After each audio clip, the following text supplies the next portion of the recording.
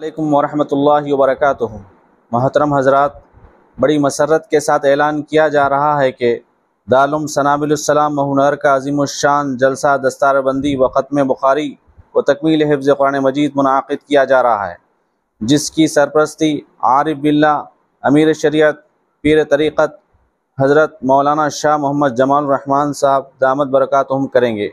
इंशाअल्लाह बतारीख़ 16 शाबानुल मुअज़्ज़म 15 फरवरी 2025 बरोज़ हफ्ता बाद नमाज मग़रिब बमक़ाम unique palace function hall Raichur road Mahbubnagar में मुनाक़िद होगा, जिसमें 12 तलबा अज़ीज़ की तकमील हिफ्ज़ कुरान मजीद और 12 तलबा अज़ीज़ को आलिमियत की सनद से नवाजा जाएगा, जिसमें मुल्क के मुमताज़ उलमा इकराम और मकामी उलमा इकराम के खिताबात होंगे।